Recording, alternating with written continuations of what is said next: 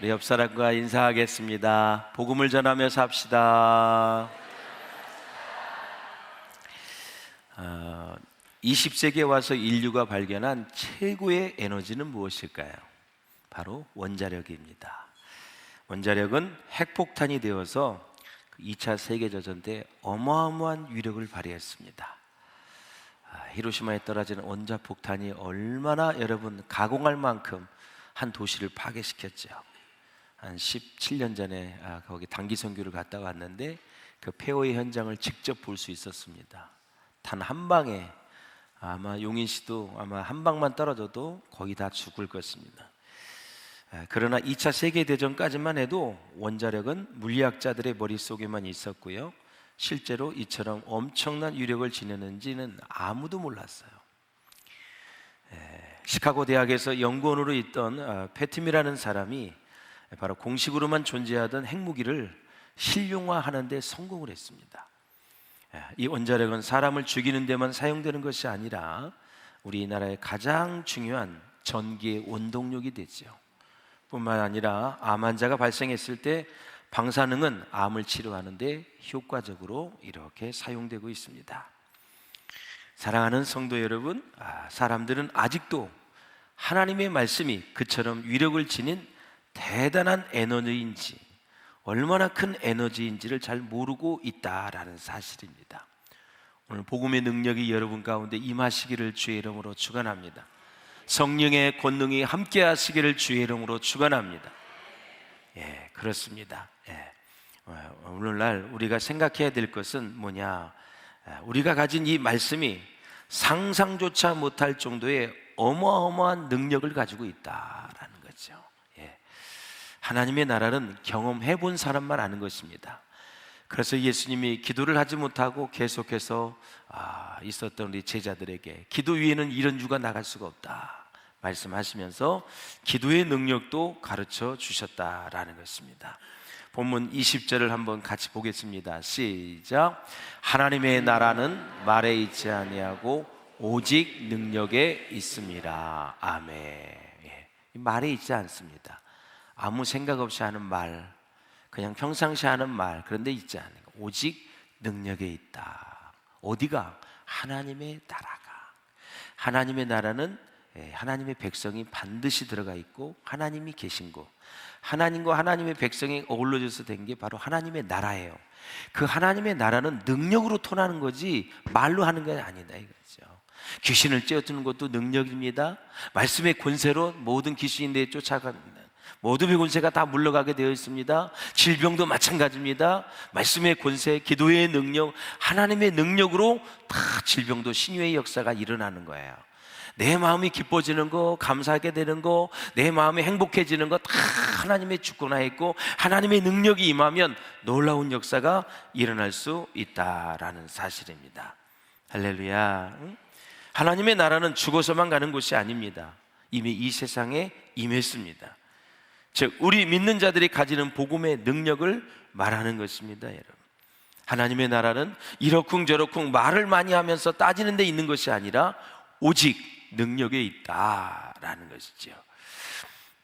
우리가 지난 주일 저녁 7시에 교회에서 출발을 해서 어제 오후 3시 15분에 몽골 단기 선교팀이 49명이 무탈하게 하나님의 은혜 가운데 잘 다녀왔습니다.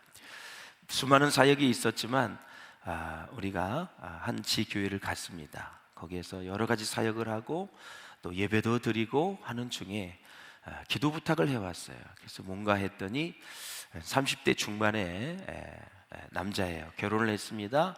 아이가 한 34살 된 것 같아요. 이 사람이 이제 그 담임 목사님이 기도 부탁을 하는데 호주에서 유학을 하고 공부를 다 마치고 몽골로 돌아와서 국회의원에 출마를 해서 나라와 민족을 위해서 일하고 싶은 생각이 있는 거예요. 서양 문물을 보고 또 기독교를 접해보고 또 발전하는 나라를 보니까 몽골이라는 나라가 얼마나 후퇴하고 있고 얼마나 미진하고 있고 얼마나 정말 어둠 가운데 있는지를 다 눈에 보이는 거죠. 그래서 예배를 드리고 이제 중보기도를 하는데 기도 부탁을 해서 앞으로 나오게 했습니다. 그래서 나온 이유는 첫째, 눈이 시력이 20%밖에 볼 수가 없는 거예요. 조금만 지나면 시력을 잃을 수 있는 그런 상황이라 너무너무 간절하더라고요. 여러분의 시력이 지금 80%가 사라진다고 하면 잘 보일 수 있을까요?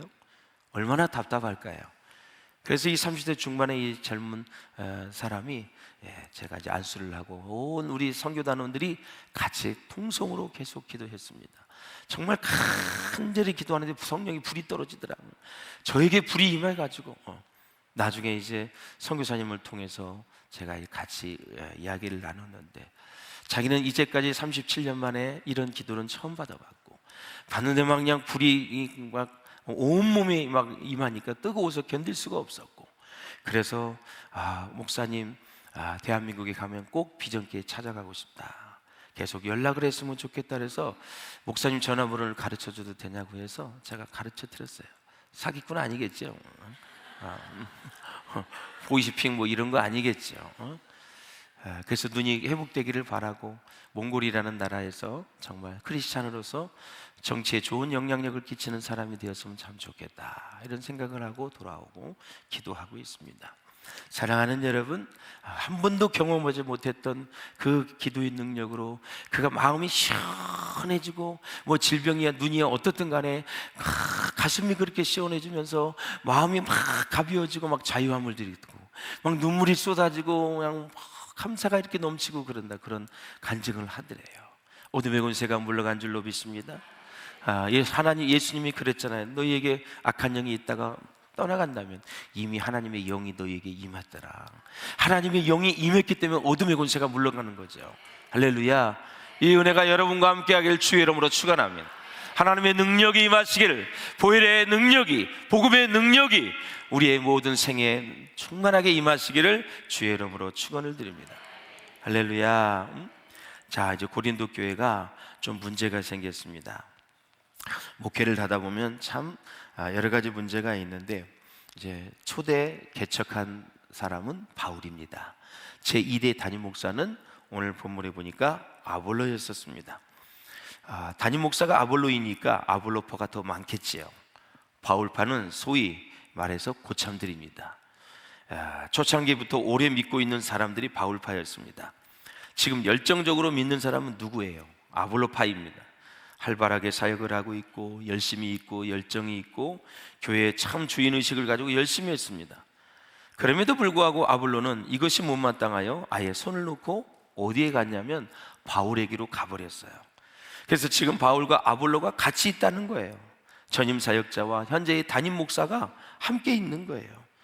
그래서 교회는 여러분 바울파다 아볼로파다 싸우고 있지만 진정 담임 목사와 이제 물러난 목사님이 같이 있다. 봐라, 우리 지금 화목하고 있다. 원로 목사와 지금 담임 목사가 문제가 있는 게 아니다. 너희들이 지금 파가 나눠져 있는 것이 문제이다. 그렇게 얘기를 하는 거예요. 두 파가 서로 비난하는 소리가 귀에 들려오니까 이 담임 목사와 그리고 이전에 사역했던 바울, 이 두 사람 아볼로와 같이 마음이 상한 것입니다. 교회가 시끄러운데 즐거운 사람이 누가 있겠습니까, 여러분? 시끄러운데 즐겁다고 하면 마귀에게 속한 자지요. 너무나 분열이 일어나는데 얼마나 가슴이 아프겠어요.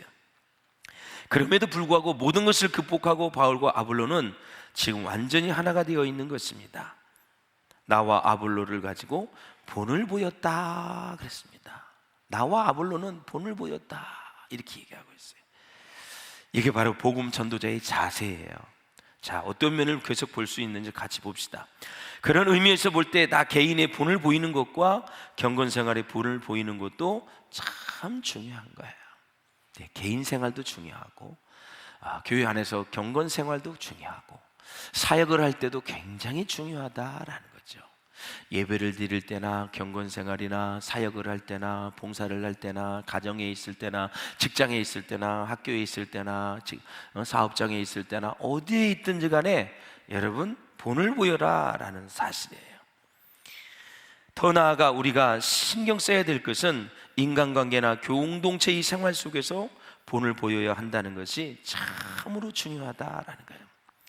개인적으로 기도도 열심히 하고 그 다음에 바이블 스타일도 열심히 하고 봉사 헌신도 열심히 하는 것도 좋지만 꼭 우리가 잊지 말아야 될 것은 가정에서도 본을 보이고 교회에 있어서는 화목하는 본을 보여야 된다.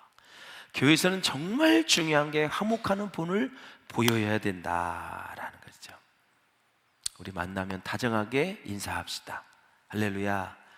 다정하지 않더라도 마음에 힘듦을 가지고 인사하지 않았으면 좋겠어요. 목사님, 한번 당해보세요. 그 사람한테 내가 웃으면서 그렇게 얘기할 수 있을까요?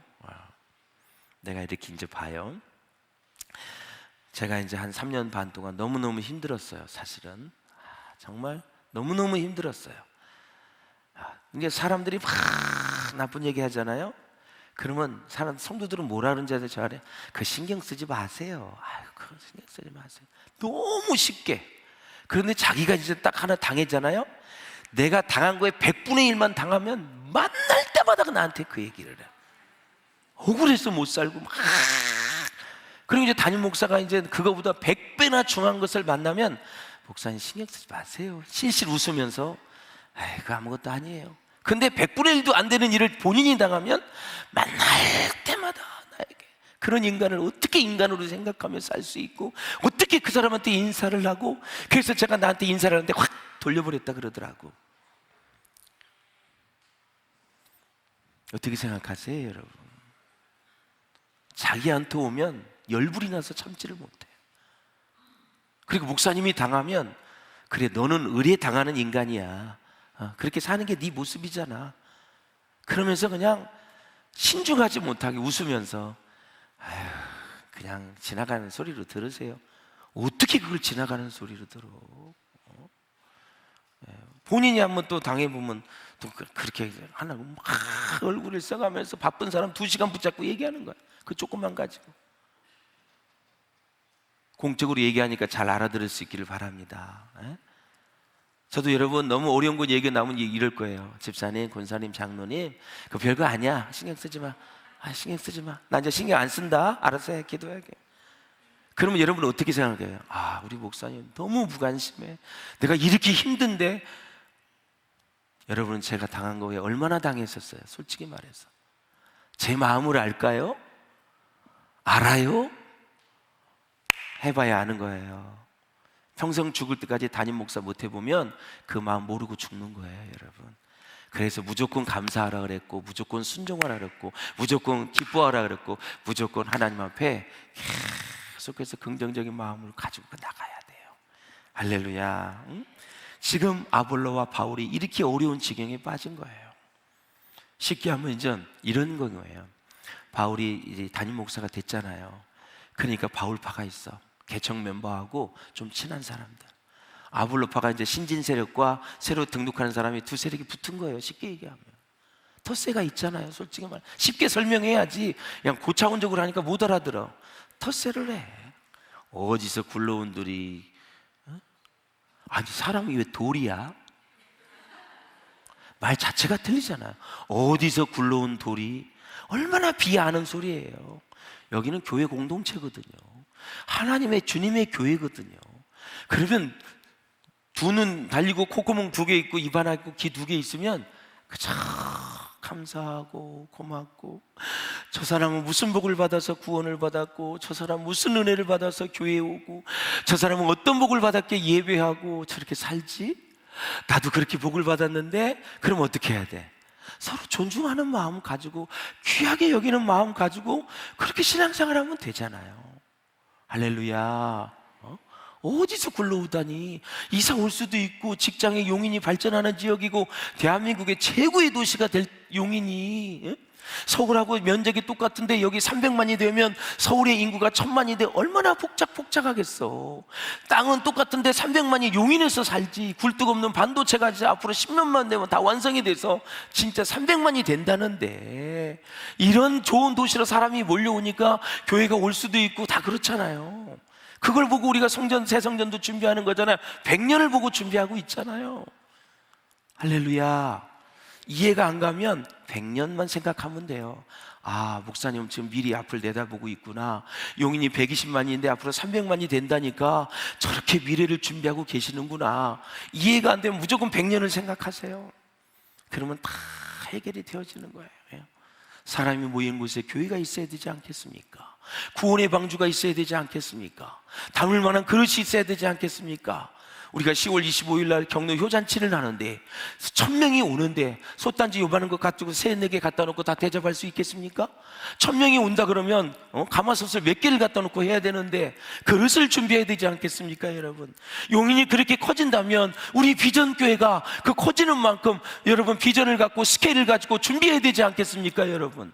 할렐루야. 주머니는 돈을 가지고 절줄절줄 매면서 하나님의 비전을 상쇄시키면 안 되잖아요, 여러분. 할렐루야. 어저께 옹골에 가서 선교하는데 어떤 분 그러더라고. 내게 어디 있어요? 내가 가진 건 아무것도 없습니까?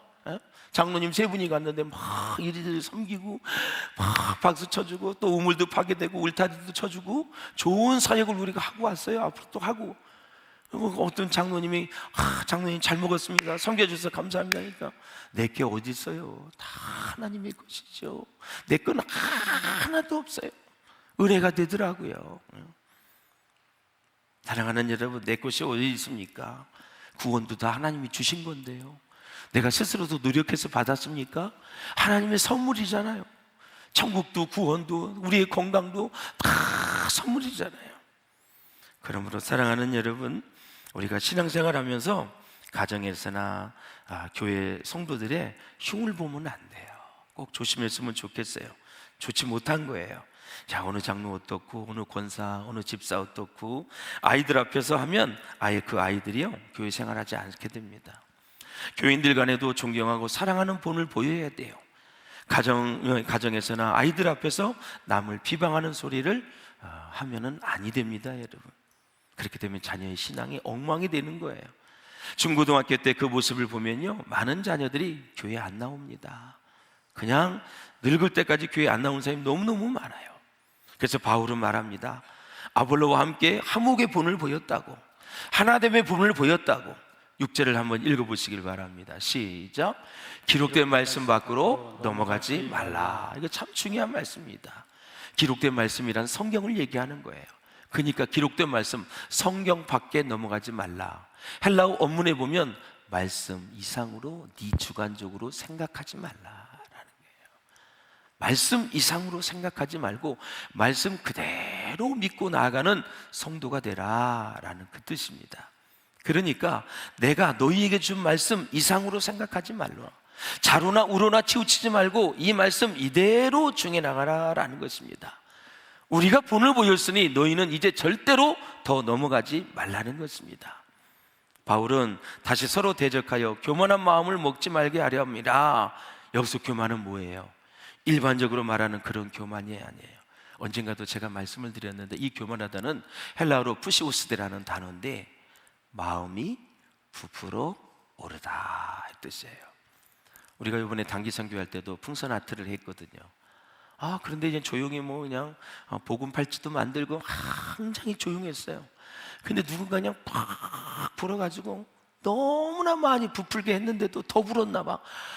팡 터져가지고 얼마나 놀랬는지. 옛날 같으면 어떤 새끼야 그냥 말도 못하고 다 놀랬어, 거기 있는 사람이.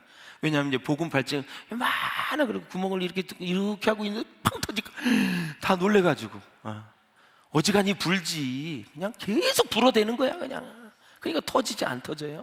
네. 욕 나오게 하면 안 돼요, 인생에. 네. 마음이 부풀어 오는 거, 풍선이 공기를 주입시면 부풀어 오는 것처럼 마음이 부풀어 올라서 목에 차면 그 마음이 입으로 나오는 거예요. 그래서 교만한 말을 하게 되는 거예요. 그래서 이제 고린도 교회 두 파가 서로 대적을 하게 되면서 마음이 부풀어 올랐습니다. 근본적으로 들어가 보면 자기 자랑하기 위해서입니다. 나와 아볼로를 가지고 본을 보인 것은 너희로 하여금 이런 교만한 마음을 가지지 않도록 하기 위해서다. 바울이 말합니다. 화평과 사랑의 길에서 떠나면 겸손하기 어려워지거든요. 특히 경쟁 관계에 있을 때 이건 참 힘든 거예요. 또 대적 관계에 있게 되면 반드시 자기 자랑에 빠지게 된다. 자기 위치나 자기 존재나 자기 신앙의 위치는 전혀 생각하지 못하고 그냥 마음이 부풀러 온다. 내가 어디까지 가는지도 모르게 정신을 못 차리는 거죠. 이런 순서를 한번 잘 생각해 보세요. 자, 교회 분쟁이 생기잖아요.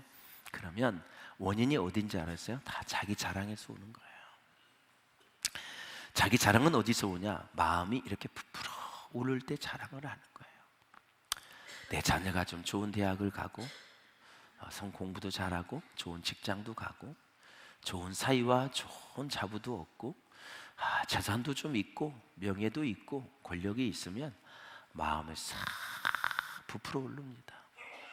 허파에 바람 들어간다 그러죠. 마음이 쫙 부풀러 서서 앞으로는 인사불성입니다. 늘 이렇게 다녔던 사람이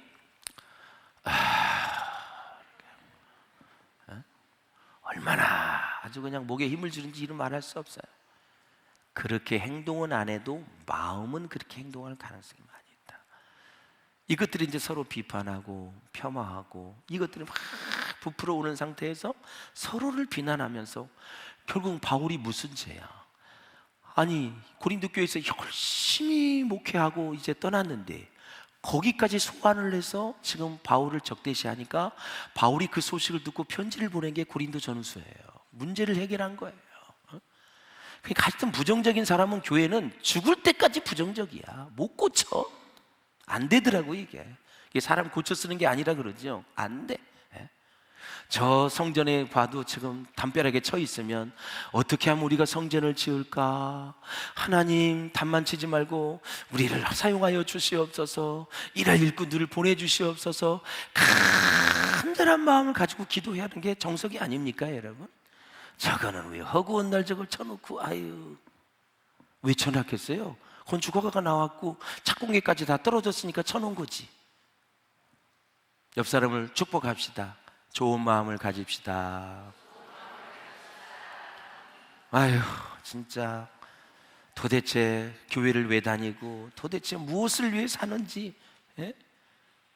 여러분이 집을 짓다가 뼈대를 올려놨는데 돈이 없어서 못 졌어. 아이고 저놈의 건물은 누가 언제 지으려나. 아이고 맨날 비나 맞고 눈이나 오고 저거 맨날 가면 곰팡이 날 텐데 그렇게 하고 있어요? 그걸 완공시키려고 애를 쓸 거 아니에요. 대출을 받던 뭐를 하던. 여러분의 집이 그렇게 됐다면 지금 저거는 하나님의 성전이에요. 하나님의 성전. 은혜가 있기를 주의 이름으로 축원합니다. 좋은 일은 좋게 같이 연합해서 가는 게 본인에게 최고의 축복이다라는 거죠. 할렐루야. 7절에 이제 바울이 이런 말을 합니다. 7절 시작.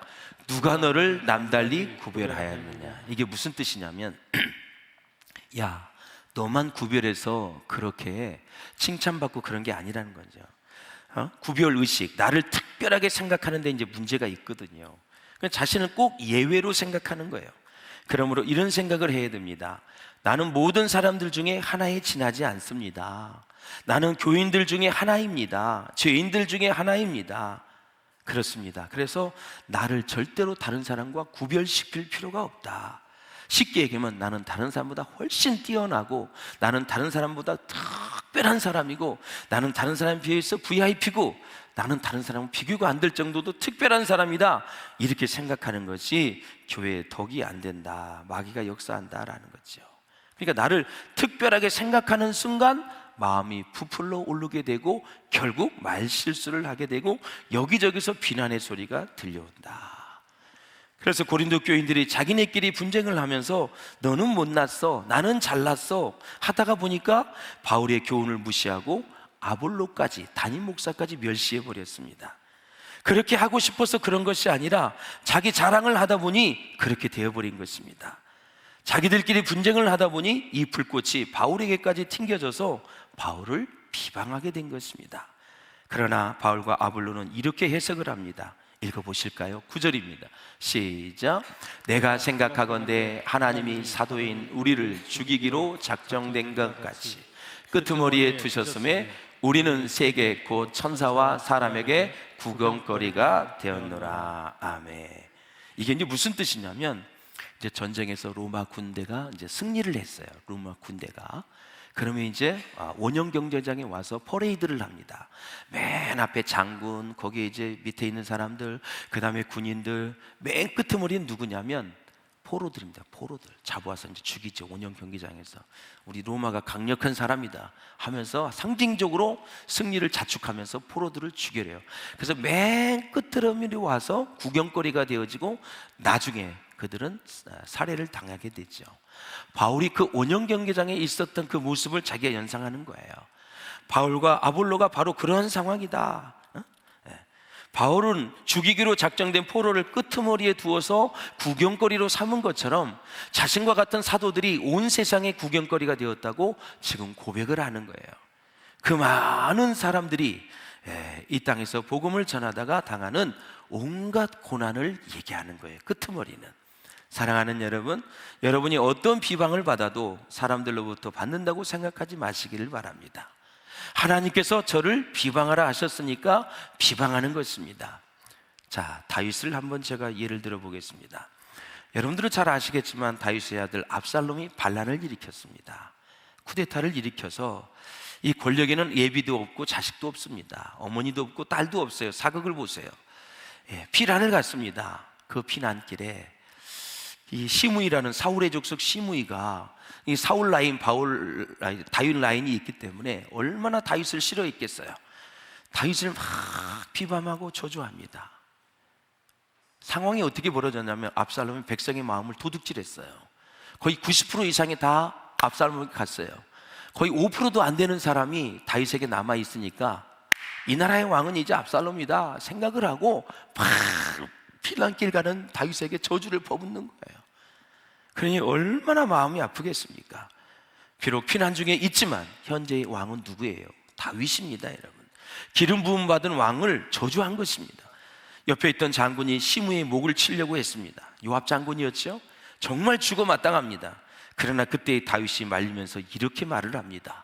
같이 읽어보실까요? 시작. 저가 나를 저주하는 것은 여호와께서 저에게 다윗을 저주하라 하심이니.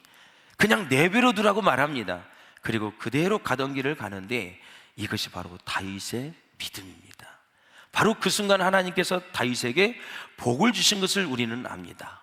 바로 그 마음의 자세를 보시고 그 믿음을 보시고 다시 다윗을 예루살렘 궁전으로 돌아오게 했습니다.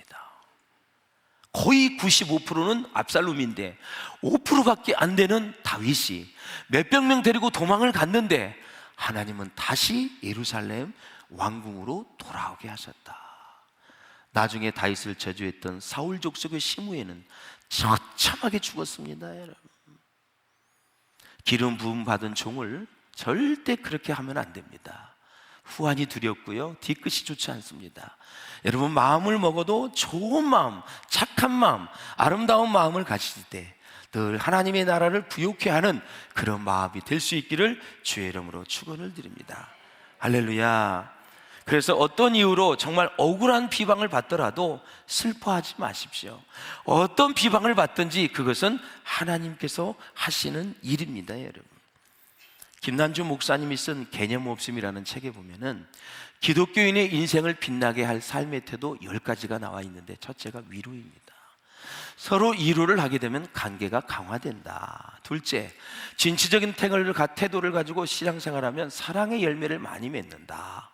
그리고 셋째, 서로 사과를 잘하고 그러면 관계에 지혜가 오게 되고 다툼을 일으키게 되면 관계에 파괴와 위기가 오고 약점을 들춰내면 거의 관계가 위기 상황에 온다.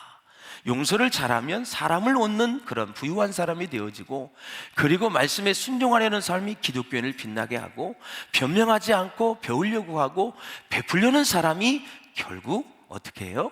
기독교인의 삶을 빛나게 한다라는 사실이에요. 우리 선교 중에 어느 분이 장로님하고 새로 등록한 안수 집사님하고 이렇게 대화를 둘이 개인적으로 많이 했나 봐요. 그래서 이제 우리 장로님이 우리 비전교회 내력을 잘 아니까 20년도 넘었기 때문에 다 좋은 얘기를 해줬나 봐요. 그러면서 이제 들려오는 소리가 그 장로님 존경하게 됐다고 하면서 다 어떻게 신앙생활을 해야 될지를 잘 가르쳐 줬다 그러더라고요. 집사님 비전교회 온 것을 축하하고 순종 잘하고 신앙생활 잘하라고, 그 마음 변치 않도록 잘 가고, 내가 목사님을 24년 이상 모셔봤는데 항상 교회에서 무슨 일이 있을 때는 내화부동하지 말고 떠들지 말고 일단 담임 목사를 찾아가라.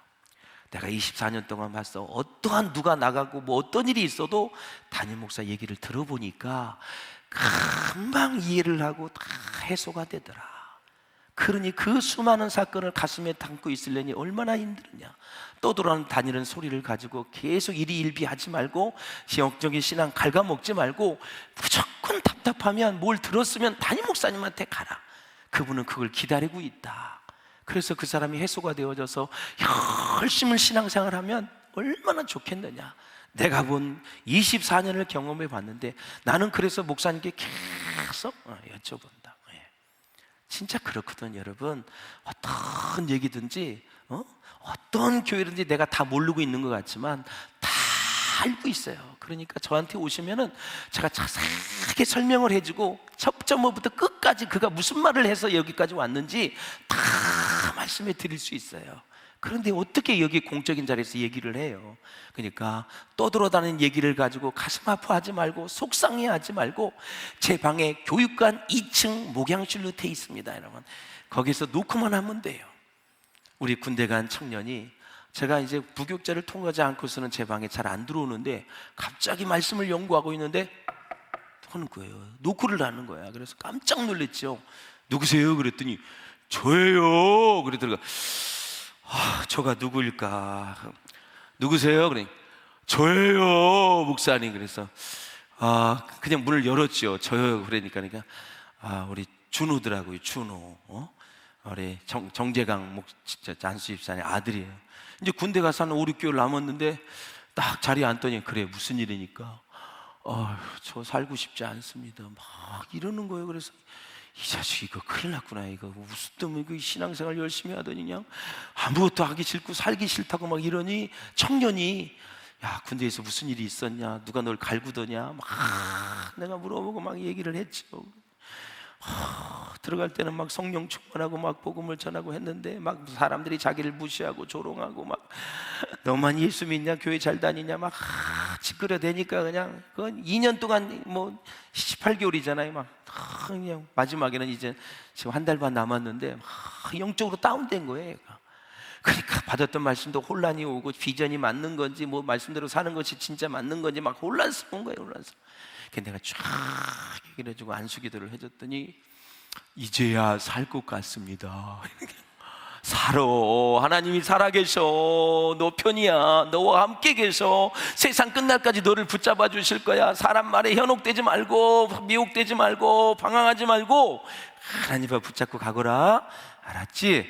이제 얼마 안 남았으니까 군생활 잘하고 우리 열심히 신앙생활하자. 알겠어요. 충청도라가 하여튼 말도 이렇게 은혜스럽게 해서 지금 이제 한 달 반이면 제대를 해요. 젊은이도 그렇고 또 어떤 초등학생 한 명이 와서 목사님 인생에 고민이 많아요. 또 그래 네 고민은 뭐냐? 엄마가 용돈도 안 주고요, 아빠가 게임도 못하게 하고요, 완전히 저는 지금 족쇄를 찼어요. 그러더라고요.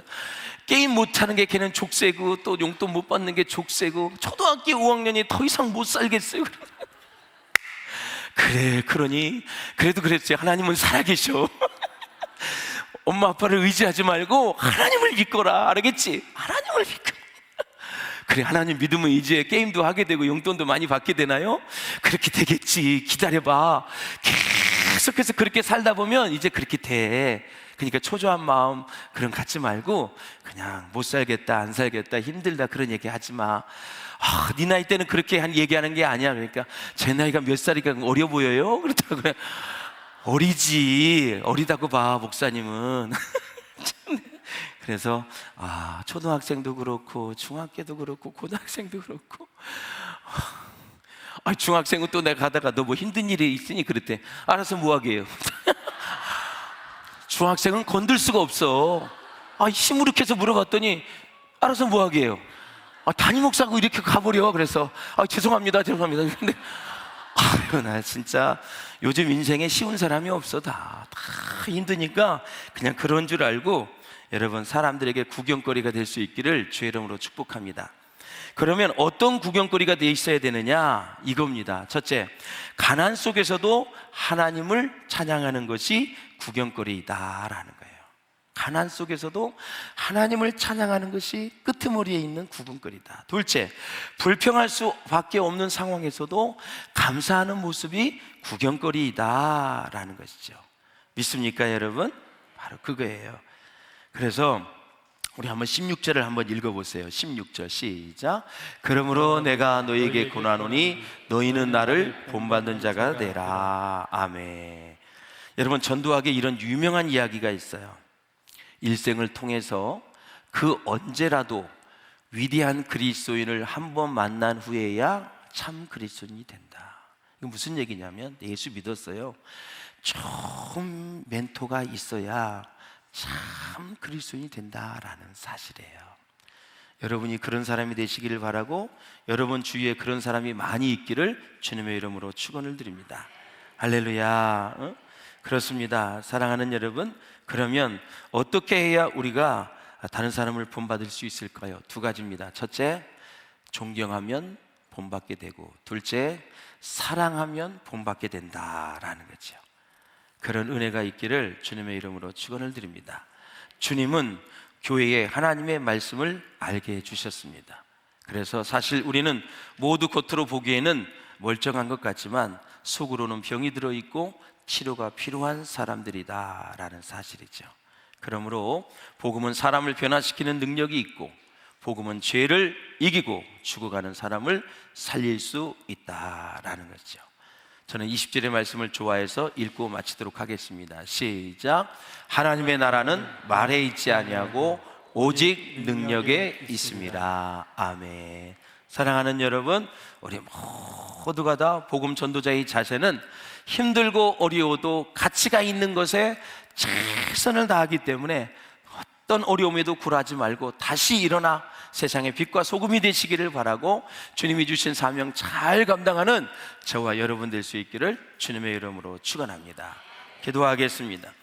우리 기도하실 때 우리 함께 기도하시는데, 주여, 복음 전도자의 자세 바울과